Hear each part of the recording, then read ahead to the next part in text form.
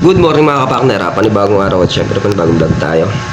Yan at lulusong nga tayo sa bukid para iangat yung makina. Nagpatulong tayo sa mga biyanan ko na iangat yung makina. Gawa ng may paparating na bagyo, mamaya malubog. Mahirap na. Pag nalubog yun baka masira. Iangat muna natin.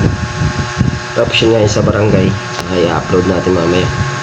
Pagkasunduan na lang na ganun niya. Basta mapapanood nyo sa video na ito mga kapakner. Medyo nagkasagot-sagutan lang ng kaunti, pero ano naman, napagkasunduan na nga lang na ganun. Ay malintay lang natin si Beng. Pabilay ko na pagkain para doon sa mga katulong nating angat ng makina. Tapos pabili rin ako ng talong, ilang piraso, 20 pirasong puno, kamatis, sili.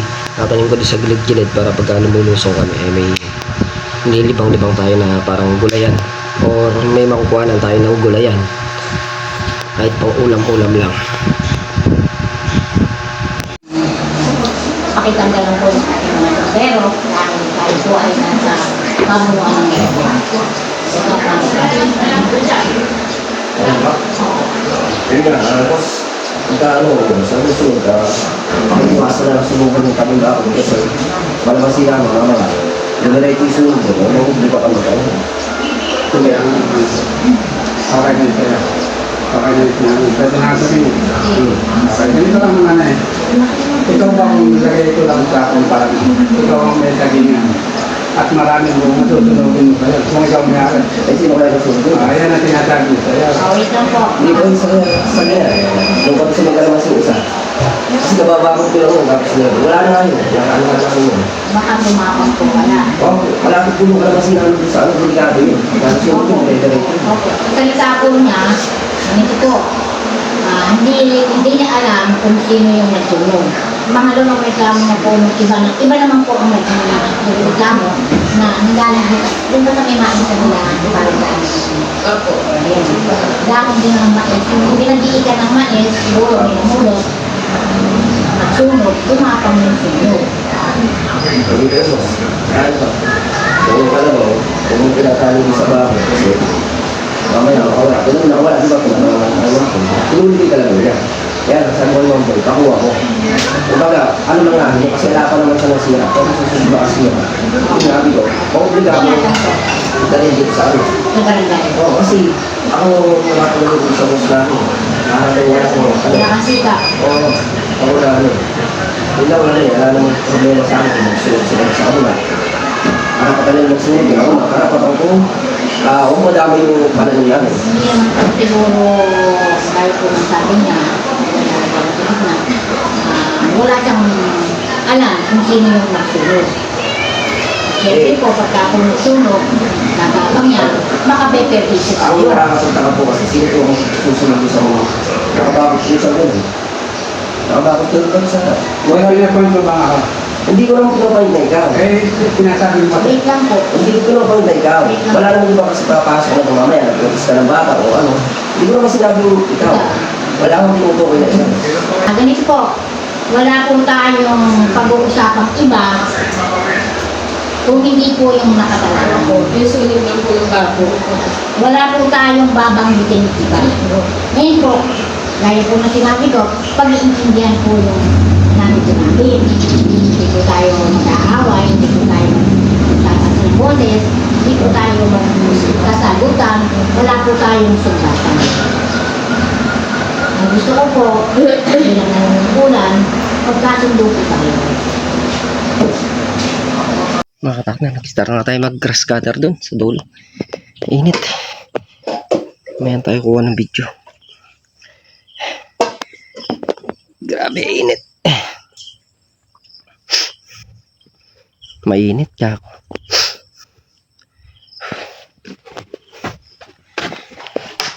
Pamaya-maya susunod dito yung mga biyanan ko. Tulungan tayo mag-angat ng makina. May paparating na bagyo. Webes yata ang pasok.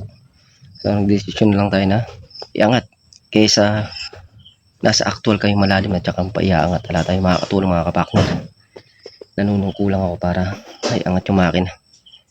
Hindi ko naman kasi kayang iangat mag-isa, kaya iaangat na namin. Total, umuulan-ulan naman kahit papaano yung kalamansi, matutubigan naman yan.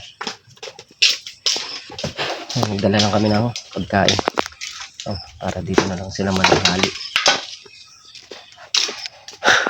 Init, grabe. Yan pa yung gragas katera natin. Medyo ilang araw din yung nasayang natin dyan. Gawa sa barangay nga. Yung 2 araw na sayang natin, dapat nandito na tayo. Tapos nasabay pa nga yung pitas. Nakipamitas muna kami. Hindi pwedeng hindi tayo makikipamitas wala tayong budget. Kailangan natin pumitas. Lumadayo kami sa gawin tablado. Tapos doon na rin kami natutulog pagka alanganin. Isa kasi ginagabi na kami ng uwi. Kaya ngayon lang tayo nakapag-scatter uli dito. Yan. Pritong tilapia. Tapos halubay-ibay. Talong.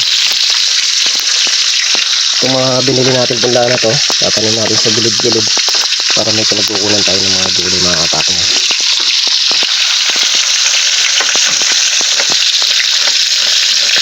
Tanghalian sa bukid.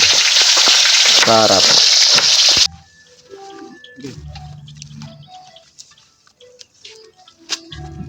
Nestor, huwag ka dyan pumesto. Baka pumitik yan, baka maputol. Doon, sa likod, Nestor. Sa likod, may tutulak. Delikado kami sa likod yan. Hindi naman dadaos-dos yan.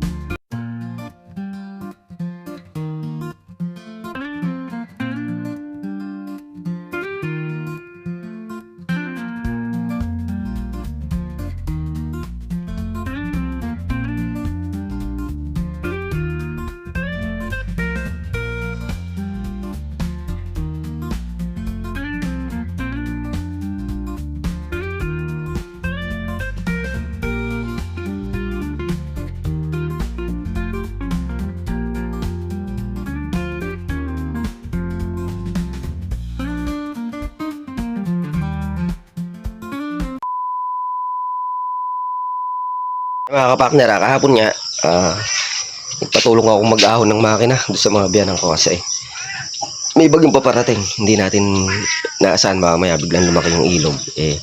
Malubog yung makina, kaya inahon na muna namin. Pagka ibababa, magpapatulong na lang ulit ako sa kanila. Yung ginagras cutter natin doon pa. Konti pa, natatapos na. Natapos tayo dyan. Siguro, pagka medyo okay na si Tol na rin. Sa okay naman na siya, kaya lang inaano pa natin na pa. Mas maging okay pa. Napatulong tayo dito. Scatter. 2 kang libera dito.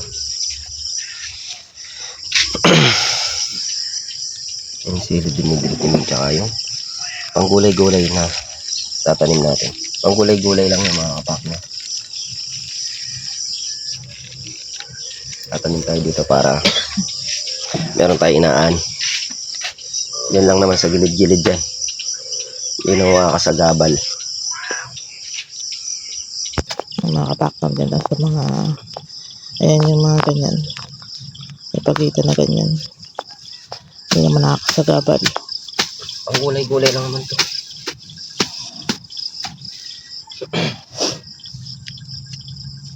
Lalim naman.